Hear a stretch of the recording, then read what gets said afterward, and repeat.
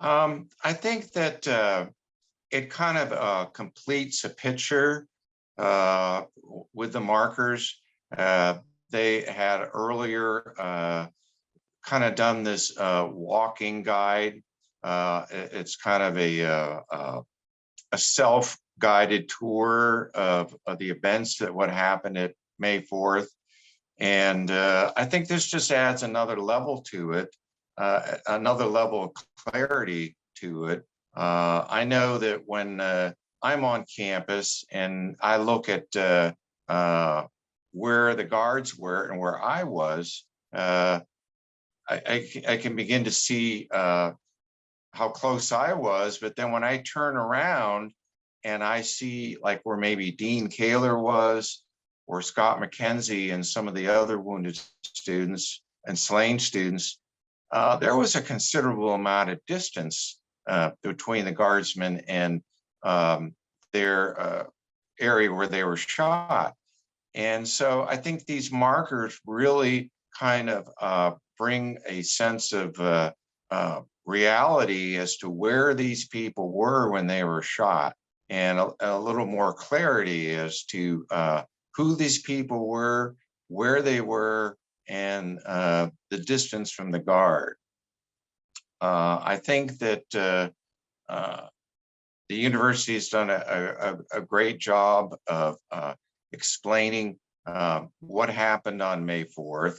And I think the other thing that these markers do is add a little bit of human element to it by putting a name to these people and where they were when they were where they were when they were shot.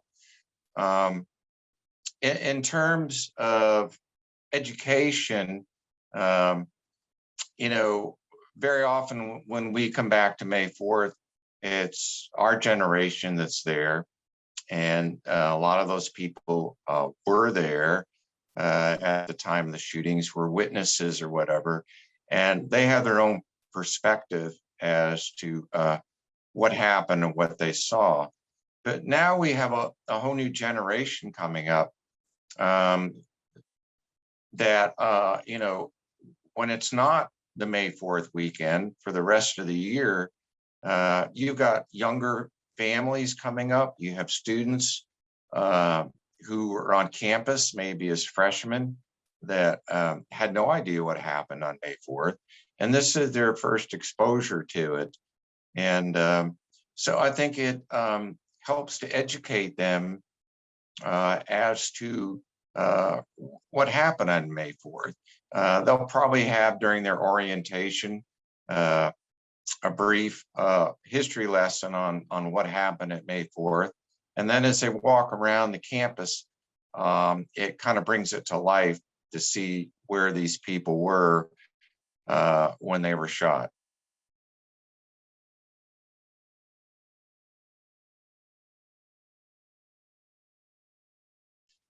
I think that there was people felt that there was a need to maybe clarify where people were when they were shot.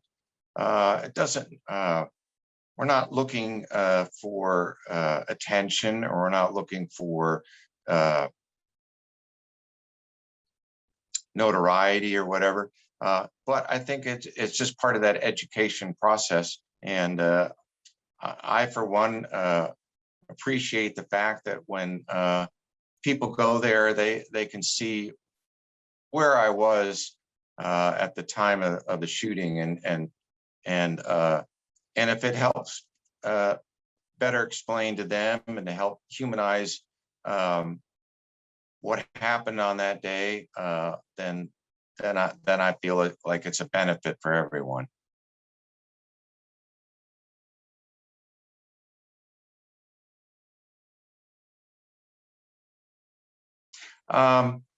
The first couple of years, I kind of kept a really low profile in the commemorations. When I attended, I didn't really mingle or mix with any of the wounded students. I kind of was like incognito in the background, like the person that comes into church and sits in the back row. So I was there, I attended, but I didn't really um, interact with any of the other people that were involved in the shootings. It was when the civil trials first started that I met Alan, and I guess I was impressed with his passion, his attention to detail. Um, he was making sure that everybody was on task, that everyone knew what uh, their role was going to be during the court trials, and just wanted to make sure that we were all uh, prepared for some of the questions that we were going to be asked. So I saw with Alan just a real sense of energy and dedication to seek the truth and to try to keep in the public eye the memory of May 4th.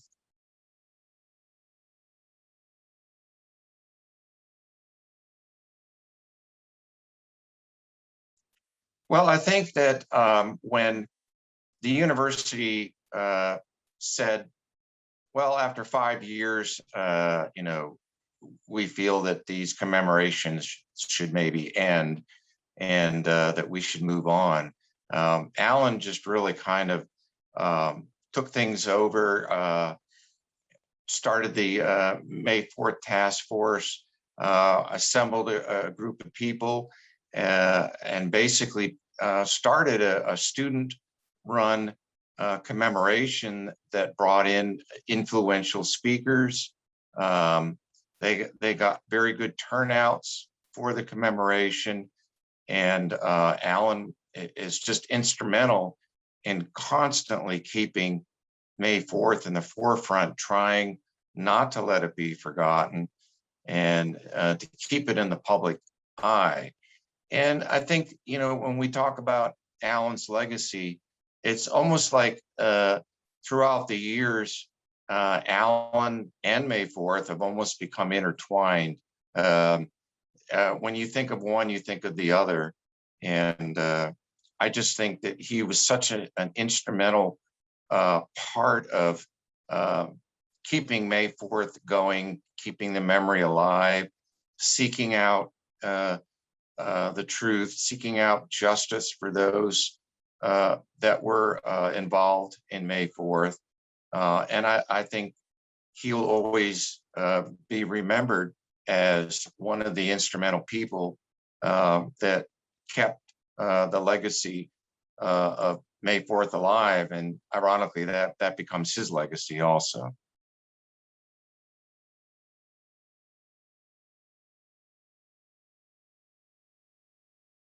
I think that I grew up in rural upstate New York. It was a pretty conservative community, and it was just interesting. I toured a bunch of college campuses, and we had a friend who recommended the Kent State architectural program because that's what I wanted to do.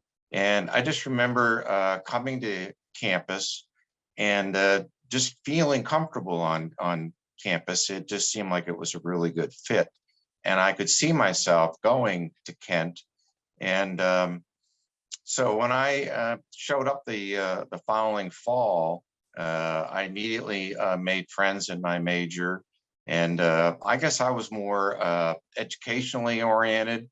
I really wasn't politically motivated either way. I did have several close friends in high school that I went into the military, and I have military history in my family. So, but attending some of the demonstrations and such on campus, I began to see a differing point of view. But I can't say that I've really, I was too focused on my education, I think, at the time, than to really form any hardcore opinions. It was kind of interesting when I started out in the fall. The campus was, I think, in a transition period. There were still kids going to class in shirt and ties and khaki pants, and we had freshman hazing, and all those kind of activities that you kind of think of in the late '60s on campus. But by the spring of 1970, everyone was wearing jeans and bell bottoms and t-shirts, and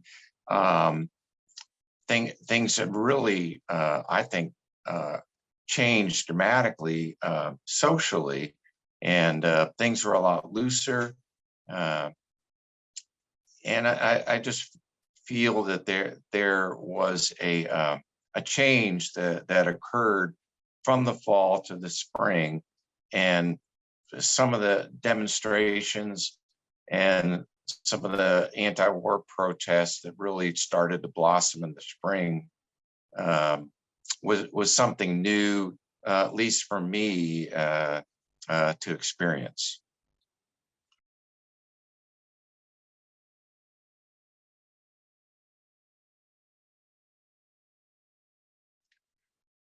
Well, I'm always being hypocritical to give advice about political activism, because that was certainly nothing that I practiced when I was younger.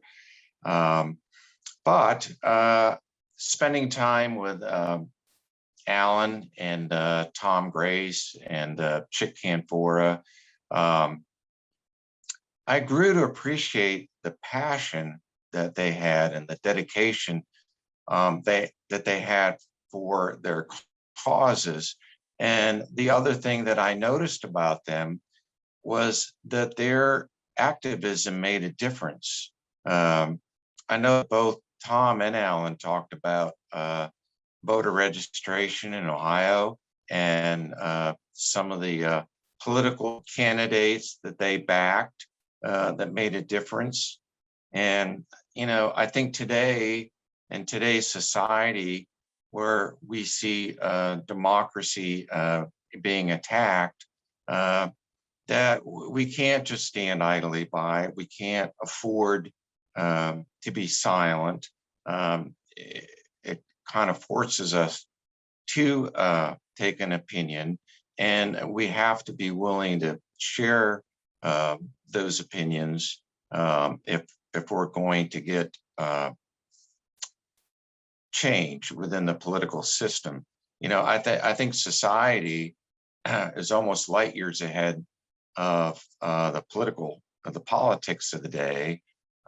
We already see throughout society, on television and through our children, a real acceptance of diversity and other people. And I think if they can channel that energy that they get through society, and that they can make a difference in changing the political system, and maybe closing the gap a little bit between the politics and what society accepts today as the norm.